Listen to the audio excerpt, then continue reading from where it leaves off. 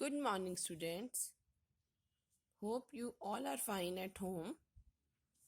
In the previous videos, we did the reading of the chapter 1, The Best Christmas Present in the World. Now, I am sharing with you the question answers of this chapter. I am going to explain all the questions, so understand the questions and answers carefully. Question number 1 is, for how long do you think Connie had kept Jim's letter? Give reasons for your answer. आप क्या सोचते हैं कि Connie ने gym का letter कितने समय तक रखा होगा? इसके लिए हमें रीजन भी बताना. We have also to mention the reason. Answer is Connie had kept the letter for a long time. Connie ने लेटर को लंबे समय के लिए रखा था. It had a great importance for her. उसके लिए वह लेटर बहुत इम्पोर्टेंट था. She read his letter quite often every day. वह उस लेटर को डेली कई बार पढ़ती थी, रीड करती थी. She had faith that Jim would come back and meet her on the Christmas. उसे विश्वास था कि जिम वापिस आएगा और उसे क्रिसमस पर मिलेगा. Now, question number 2 is, why do you think the desk had been sold and when? आप क्या सोचते हैं कि डेस्क को क्यों बेचा गया और कब? Answer, I think the desk had been sold when the house in which Connie MacPherson lived had caught fire. मैं सोचता हूँ कि डेस्क को तब बेचा गया जब कोनी मैकफर्सन जहाँ रहती थी उस हाउस में आग लग गई थी. She was taken to a nursing home. उसे नर्सिंग होम में ले जाया गया था. All the burnt up things might be sold after that. सारी जली हुई थिंग्स जो हैं उसके बाद शायद से सेल कर दी गई थी. Why do Jim and Hans think that games or sports are good ways of resolving conflicts? Do you agree? This is question number 3. Gym और हैंस ऐसा क्यों सोचते हैं कि गेम्स और स्पोर्ट्स जो हैं टकराव, मतभेद और लड़ाई जैसी चीज़ों को सॉल्व करने के लिए सबसे अच्छे तरीके हैं? क्या आप भी इस बात से सहमत हैं? Answer is Jim and Hans think that games or sports are good ways of resolving conflicts because people do not die in games, children are not orphaned, and wives do not become widows.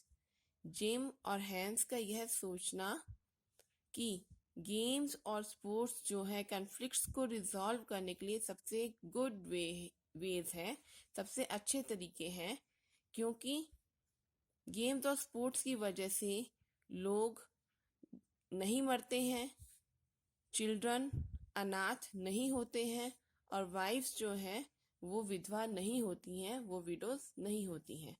Sports और games play an important role in building the qualities of team work and confidence between two parties. Sports और game जो है team work और confidence जैसी qualities को build up करने के लिए इम्पॉर्टेंट रोल प्ले करते हैं.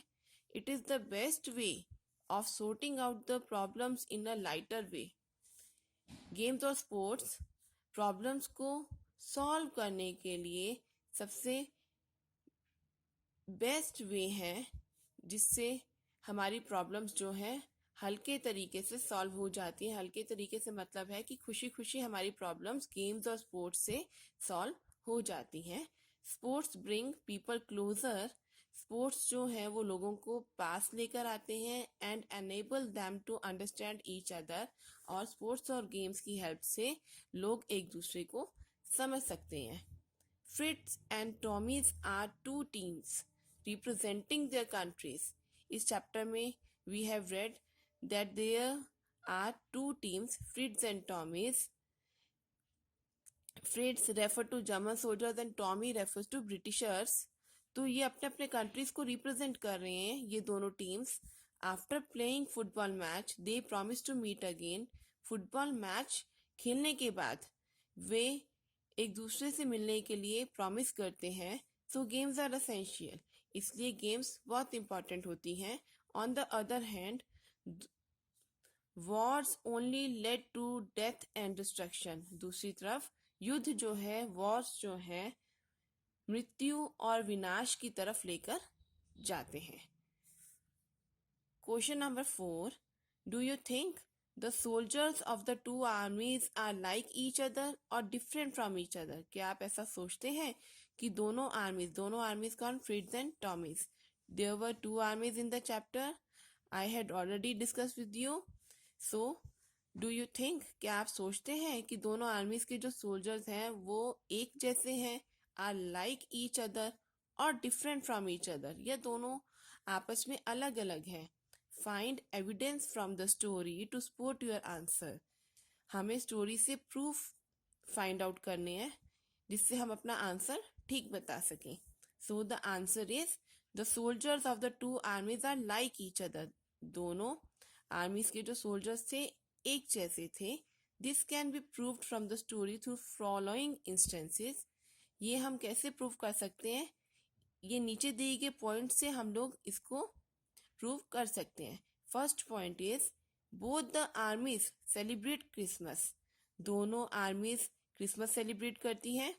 They share their food and spend time together in smoking, laughing, talking, drinking and eating.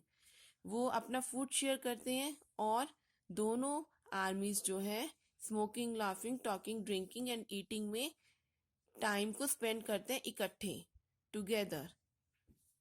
Third point is they play football match and agree that conflicts may be resolved by football match. दोनों football match खेलते हैं और मानते हैं कि जो मतभेद है, टकराव है, वो फुटबॉल मैच के द्वारा रिजॉल्व किया जा सकता है, खत्म किया जा सकता है। Fourth point is they agree about the negative aspects of war and both the armies want peace।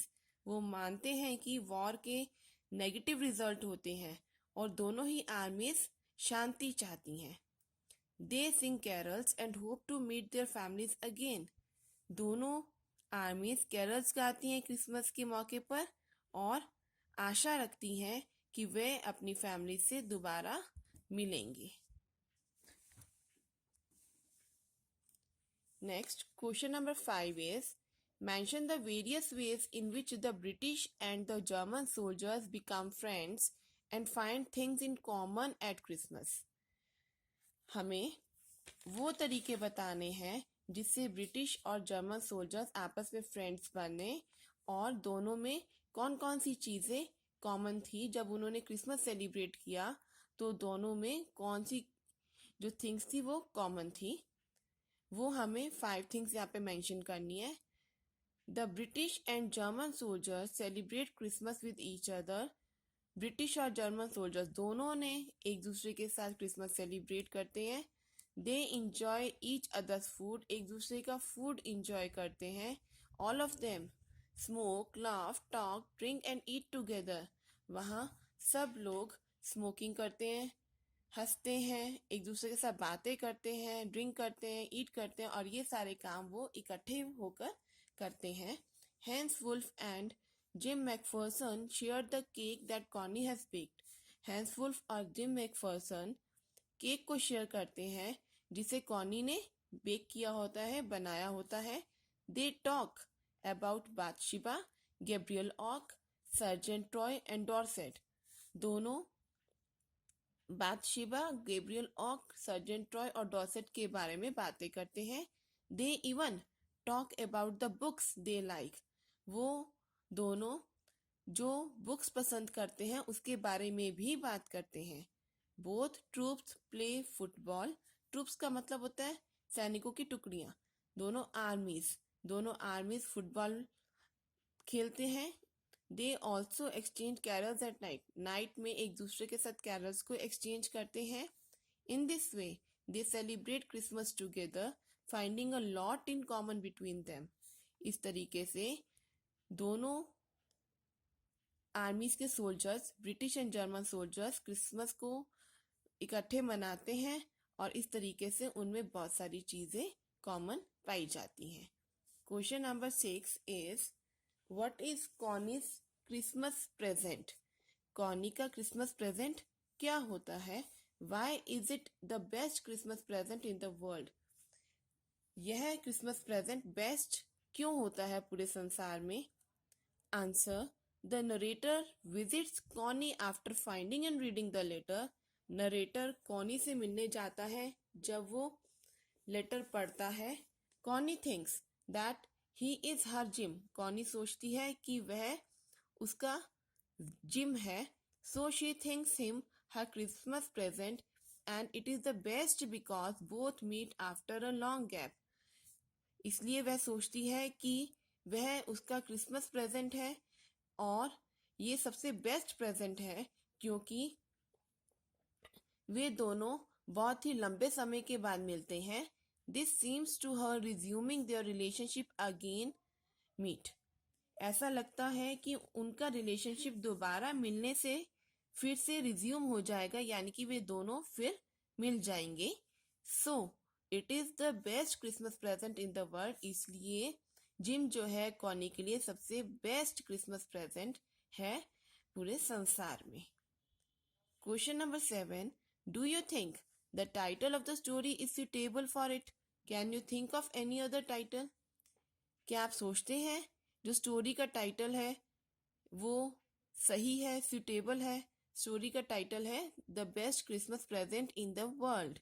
Can you think of any other title? क्या आप किसी और टाइटल के बारे में सोचते हैं? तो वो भी हमें मेंशन करना है इस आंसर में। Answer is the title of the story is absolutely suitable and appropriate. जो स्टोरी का टाइटल है the best Christmas present in the world वो कंप्लीटली सुटेबल है और सही है। The whole story revolves around this basic central idea. जो पूरी स्टोरी है इस बेसिक सेंट्रल आइडिया के आसपास घूमती है। In this story the British and German troops celebrate Christmas together giving the message of peace. इस स्टोरी में ब्रिटिश और जर्मन ट्रूप्स इकट्ठे क्रिसमस को सेलिब्रेट करते हैं और शांति बनाए रखने का मैसेज देते हैं। Again it is on a Christmas day that the narrator goes to give letter to Mrs Macpherson. और दोबारा से फिर से वही क्रिसमस का दिन ही होता है जब नरेटर मिसेस मैकफर्सन को लेटर देने जाता है। So the title of the story the best Christmas present in the world is suitable for it.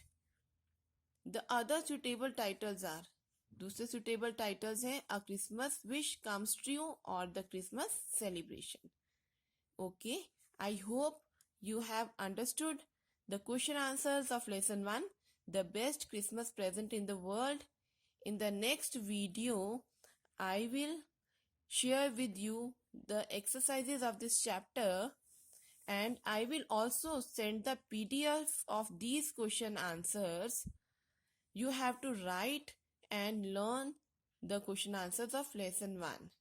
Thank you and have a nice day.